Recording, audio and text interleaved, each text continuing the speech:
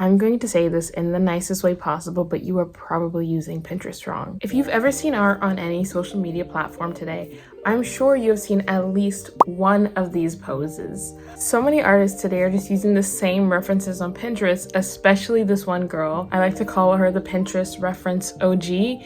And it's if you know, you know. Now it's like everybody knows. Anyway, so today I wanted to show you guys how I use Pinterest as an artist while I make this Halloween themed illustration. However, before I get started, I do want to say thank you guys so much for helping me hit 400 subscribers. I am so thankful, and I love hearing what you guys have to say about my videos. Anyways, let's get right into the video. So to be honest, I'm not really sure what I want to make with this illustration. All I know is that I want it to be like Halloween themed, or even just like very fall. I was kind of thinking like a witch, but I was like, I feel like everybody draws a witch. Maybe I could do like a vampire situation, or maybe even a zombie. I think a zombie actually could also be really cool. But I mean, I love a vampire, you know. So when you are using Pinterest, I feel like it's really important to decide first the kind of vibe that you're going for. Sometimes I do just like to scroll until like something really catches my eye. So I try to really curate a vibe until I myself can combine those things and imagine something else from it. So let's get started scrolling and see what we can find. I haven't done like a fun illustration. I feel like I've been doing a lot more character designs recently, which is why I wanted to like make this. I try to find really like interesting images. Photography is something I really look at a lot. I love photography. I think there's so many fun things you can do in photography. I use it for like references, the lighting, shading, or even just like the actual essence of the image. Another thing I like to do is combine real life references like photography with other artists' work. I feel like when you combine more things, I feel like it becomes a bit more original. I mean, maybe we could make something that's not commonly like horror into horror. You know what I mean? Almost taking a regular concept and making it a little scary. Like, dare I say, I would love like a vampire rock star moment. I feel like that could be really cool. Like, this is kind of what's like speaking to me right now. Really love this contrast of like the really pale skin and stuff, and like just like the messiness. I still am not sure yet exactly what they're gonna look like. I just know we're thinking very like messy, grungy. Personally, also, I am a huge fan of a vision board. I love vision boards. I feel once I have everything on a visual plate, I can really digest it better.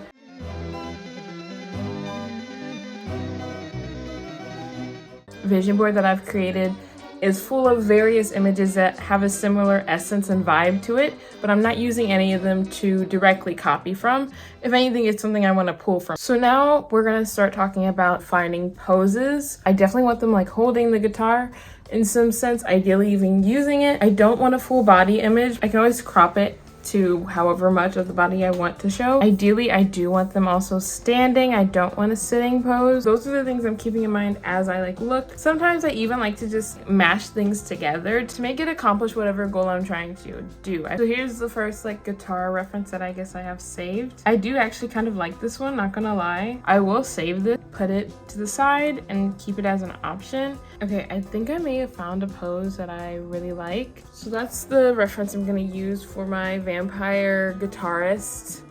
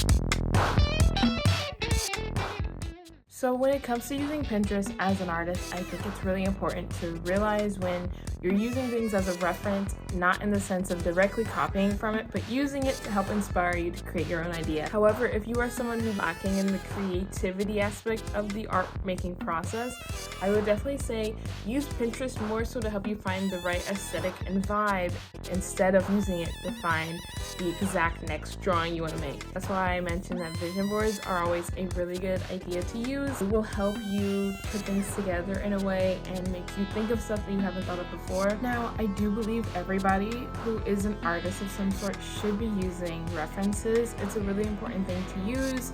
Professionals use them all the time. Everybody should use references simply because it's impossible to know everything. There's so many opportunities and do research and learn more, and that's the great thing about being an artist. You're not going to know everything, but you have the opportunity to learn so much more, especially on a visual aspect. There is a really big difference in using references as a guide versus using references to directly copy from. You have to really push yourself to be uncomfortable so you can grow as an artist.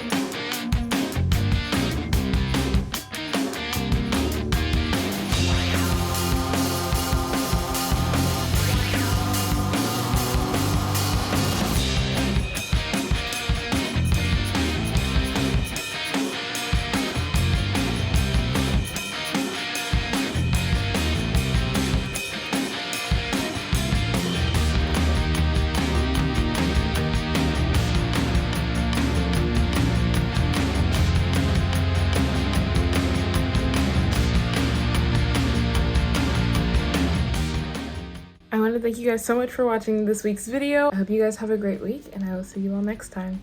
Bye!